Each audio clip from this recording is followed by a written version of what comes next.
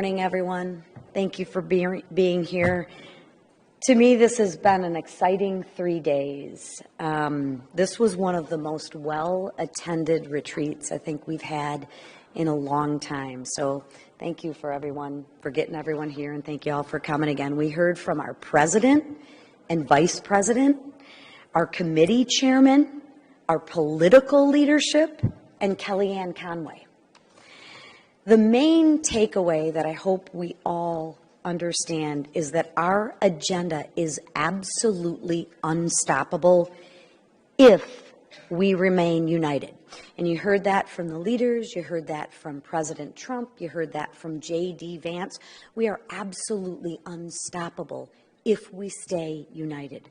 The president said it himself, and I quote, "Stay united and we will be remembered as the most successful Congress in American history." And he is absolutely right, and we all know it. And as we return to Washington, we have an opportunity to pass historic legislation that will be remembered for years to come. History will look back at this retreat as this is where the blueprint for change began. We listened, we strategized, and now we've put pen to paper, and the House will be ready to lead the way. I'm excited for the next 47 months. It kind of sounds crazy, 47 months, but I'm excited about it. Now I'll turn it over to our fearless whip, Mr. Emmer.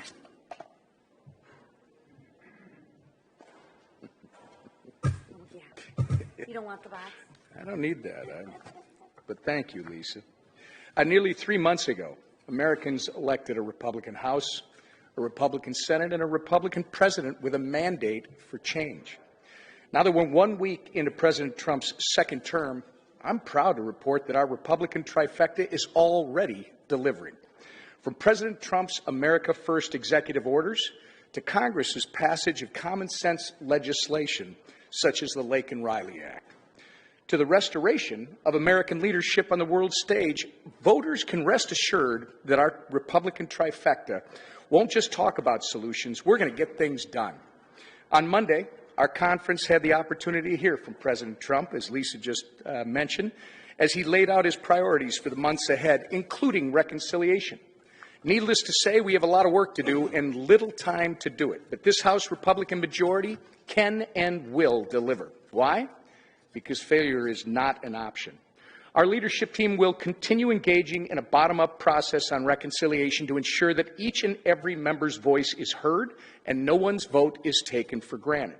We understand that the American people expect us to work quickly, which is why Speaker Johnson has set an aggressive timeline for passing a budget resolution by the end of February. This will unlock the opportunity for committees to begin drafting legislation, and that's where the real work will begin. In the words of the greatest hockey coach, I would say probably one of the greatest coaches of all time, Herb Brooks, this is our time, this is our moment, and the American people can rest assured that we're going to go out there and we are going to take it. Lastly, I want to address the first ridiculous media hoax of 2025. The Office of Management and Budget's review of certain spending priorities should be seen for what it is: good governance. There have been a lot of outright lies from members of the media and desperate Democrat politicians on this issue, including from the governor of my home state of Minnesota. But while pathological liar Tim Walz grasps for headlines and reels from his humiliating loss in the election, President Trump is delivering on his promise to ensure your tax dollars are being spent effectively. To be clear, OMB's guidance focuses solely on programs directly impacted by President Trump's executive orders. This includes funding for things like NGOs which facilitate illegal immigration, and it specifically excluded programs that provide direct funding to individuals like Social Security and Medicare. I, for one, am glad to have a president in the White House who is delivering on his promise to get our fiscal house in order as we stare down $36 trillion in debt, and who is also committed to undoing the damage Joe Biden and Kamala Harris did to our country over the last 4 years. And with that, I turn it over to Steve Scalise. Thank you, Whip.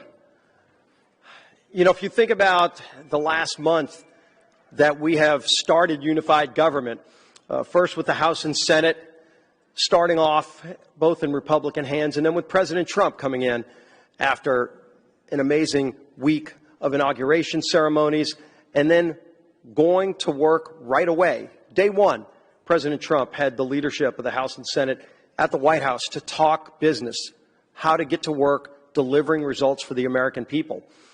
And this week has been no different. As Lisa talked about, a record number of members participating, and you could see that on full display when President Trump spoke to our conference on Monday night.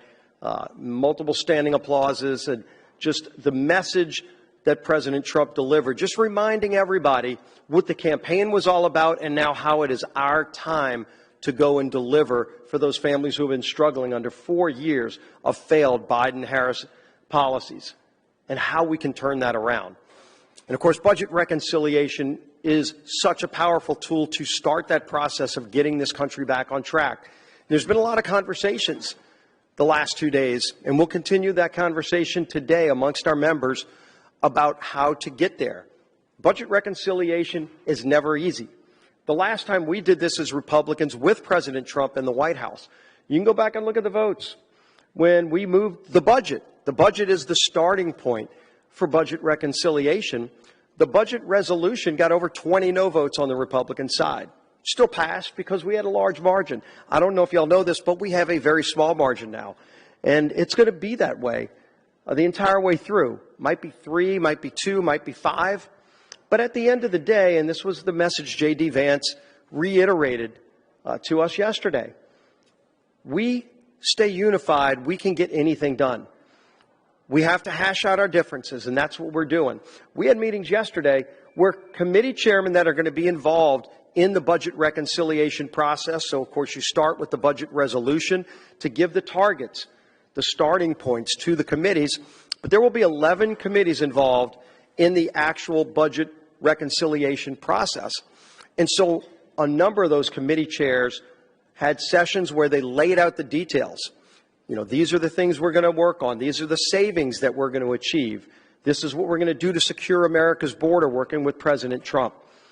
This is how we're going to solve big problems for the country, reduce inflation, ensure there's no tax increase on American families who surely don't want to see that devastate their pocketbooks. And so we laid that out. And we've been continuing to have an honest discussion about the differences within our conference.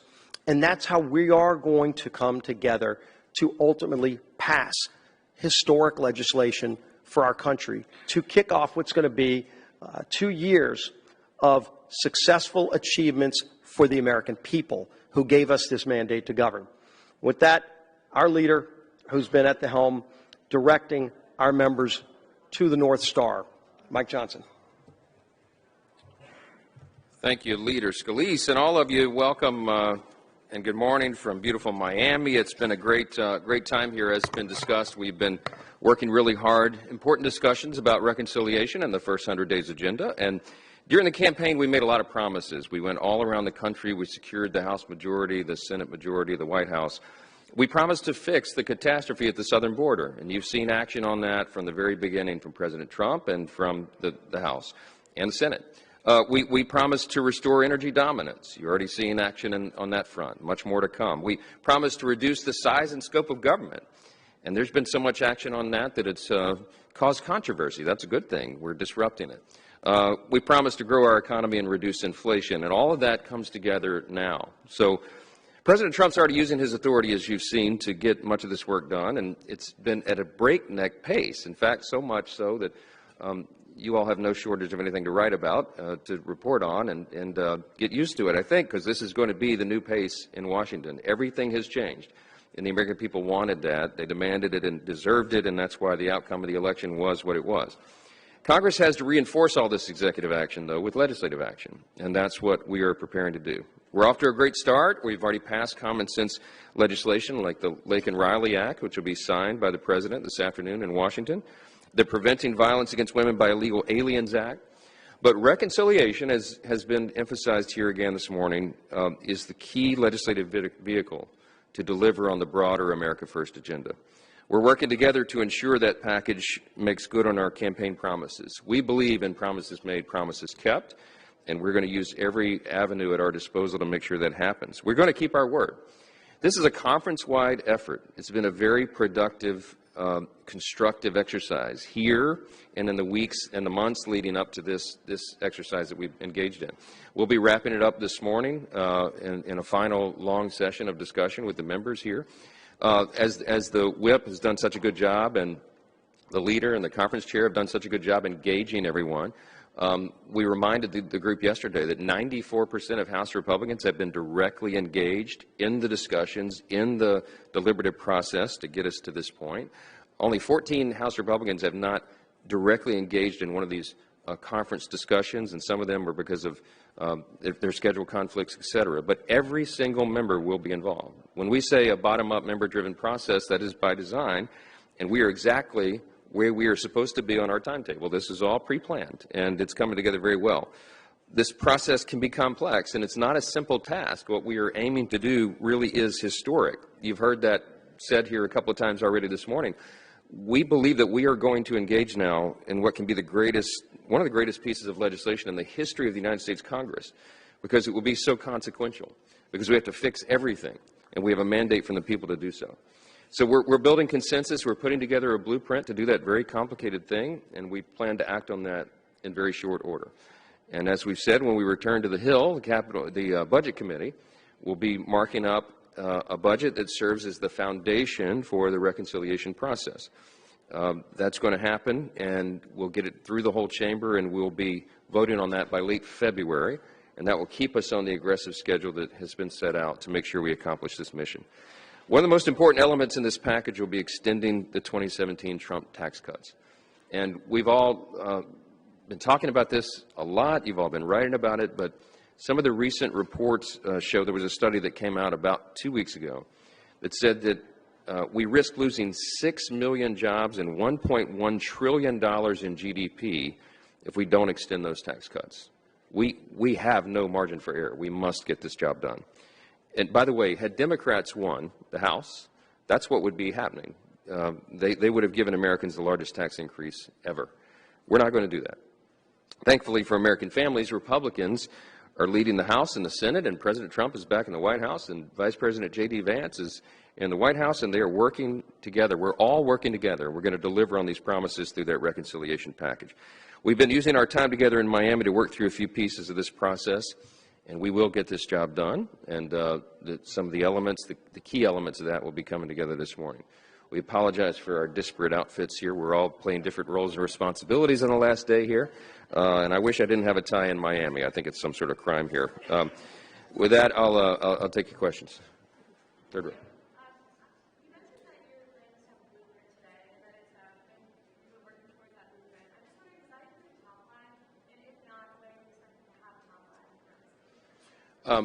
Well, we'll be getting to that final number. What we've emphasized with our group is that we want to have some flexibility in how the instructions are given to the committees. I mean, this is a complicated process for reconciliation, but if you put the ultimate objective in the reconciliation instructions themselves, then in some ways it could be self-defeating, because if you don't quite hit that number, that goal, then that piece of the reconciliation process can fall out. That title can fall out of the legislation. So we want to be careful in setting that. We want to come out with a number that shows the serious nature of what we're facing, and really the high level of cuts that are necessary to get fiscal sanity and responsibility restored to the federal government, but not put everything in there. So in other words, my recommendation and my hope, my admonition to my colleagues here, is that we set a number that's really a floor in what we hope to achieve by savings, and not the ceiling. And there's a lot of strategic reasons for that. But so stay tuned for the number. It will be substantial, because it has to be. I mean, we have a $36 trillion federal debt, and we're committing that in this process, anything we do is going to be deficit neutral at least, and hopefully deficit reducing, because we think we've got to change that trajectory. So that is part of the healthy discussion we've been having, and everyone has lots of opinions about that, of course, and the opinions are welcomed, and we'll come to consensus on it. Thank you very much, Mr. Speaker. If you want this bill to be deficit neutral, and as you say, extend the Trump tax cuts, not raise taxes, and as you said yesterday, will not affect Social Security and Medicare benefits, it's likely that you're going to have deep spending cuts given the price tag of this agenda. How have you identified over these last few days the areas where you're going to cut spending so that you can credibly say that this is going to be deficit neutral, or has there been no agreement? Well, no, this is exactly what we've been engaging in for many weeks. In fact, some of the members are so exhausted with going through the list menu of cuts and options that they said they're now tired of talking about it, which is exactly where I wanted them to be. Now we've got to move to the action step. So what we've been doing is we empowered the committee chairs, as you know, to come up with lists of areas, suggestions in their areas of jurisdiction where some of these cuts could be done, meaningful cuts, to really reduce the size and scope of government and get government to be more efficient and effective for the people. So these are lots of handouts and sheets and big screens we've been going through for many weeks now, and we're finalizing all that now. So stay tuned. I mean, we're not going to publish the list at this point, but that's part of this process to make sure everybody's on the same page about all of it. So, Segro. Mr. Speaker, on the President's buyout plan, first of all, your response, your thoughts on that, and furthermore, do you think the American taxpayer is comfortable with roughly 2 million federal employees, up to 2 million, sitting at home doing nothing for 8 months while on a payment? Yeah, they've been right. Of course, they're not comfortable with it. Drastic times call for drastic measures, and they've been doing this for 4 years under the Biden administration. They had full license, apparently, to not come to work.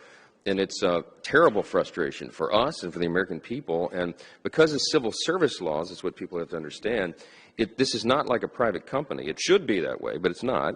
The new president can't come in and just walk into an agency and say, you're all fired, which that'd probably be appropriate in some of these places, but he's not allowed to do that under the law.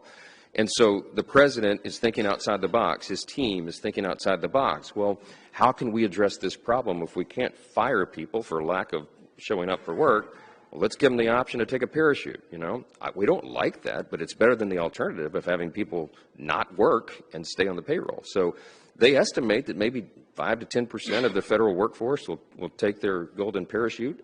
They'll be paid through September, I think, is the proposal, and maybe they leave the workforce. Fantastic. I hope they do. But if the estimate is if 5 to 10% leave, you can save $100 billion for taxpayers just with that downsizing of the size and scope of government. There will be other creative ideas on how to do this, but I think it's the right move. Is it frustrating? Yes. Should it not be that way? Yeah. I wish we didn't have civil service laws that require that kind of action, that they need to be reformed. But the president's looking at the reality and the law, and he's trying to do everything within his power to make good on the promises and the demands of the American people. And it's right. I think it's right.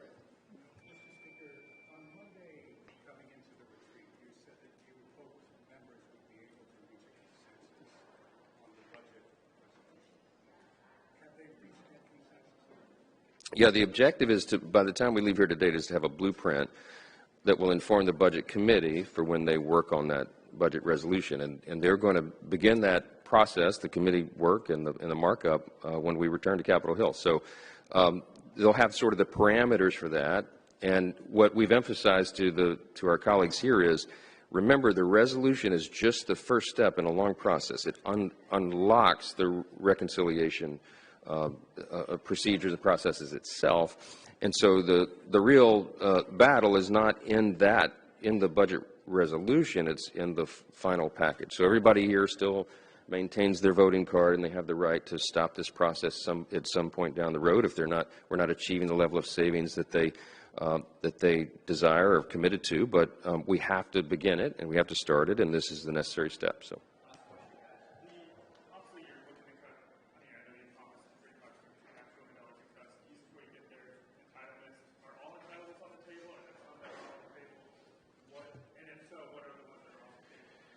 Well, listen, we have made very clear, the President's made very clear, Social Security, Medicare, Medicaid, we're not talking about in any way reducing benefits. What What we're talking about is efficiencies in the programs to make them work better for the people who receive those benefits and to make them longer lasting, to sustain the programs. And so those are the ideas that are being talked about: efficiencies, cutting fraud, waste, and abuse. I mean, some of these programs are terribly abused, and it's infamous, and everyone knows it.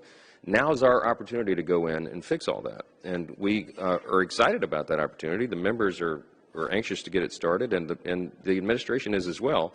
But benefits will not be affected. So that's the delicate balance that we're working through. But there's a lot of good work to be done, and we're excited to do it. Look, we want to thank you all again for being here, and hope you've had at least a little sunshine, warmer weather. We've had a great retreat. It's going to wrap up well today, and we will see you back on the Hill as we begin all this good work. So thanks so much.